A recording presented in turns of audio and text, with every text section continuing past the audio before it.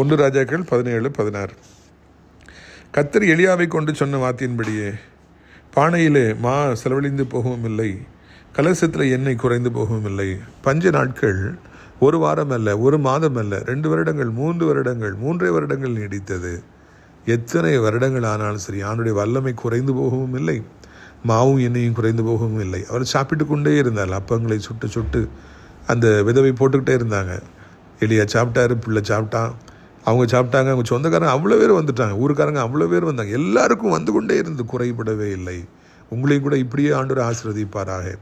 இன்றைக்கி உங்களை நம்பி எத்தனையோ ஜீவன்கள் இருக்கலாம், மிருக ஜீவன்கள் இருக்கலாம், நண்பர்கள் இருக்கலாம், ஊழியக்காரர்கள் இருக்கலாம். அத்தனை பேரையும் நீங்கள் போஷிக்கும்படியாக, அத்தனை பேருக்கு நீங்கள் கொடுக்கும்படியாக கர்த்தர் உங்கள் கைகளை ஸ்திரப்படுத்துவார்.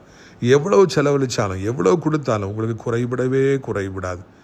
எவ்வளவு அள்ளி கொண்டே இருந்தாலும் அல்ல ஆண்டவர் கொடுத்து கொண்டே இருப்பார், ஊறும்படியாக செய்து கொண்டே இருப்பார். ஊற்று தண்ணீராக இருப்பீர்கள்.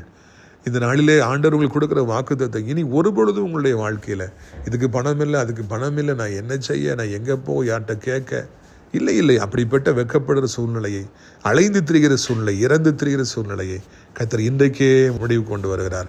இந்த நாளிலிருந்து கர்த்தர் உங்களை ஆசீர்வதிப்பார். ஆமென்.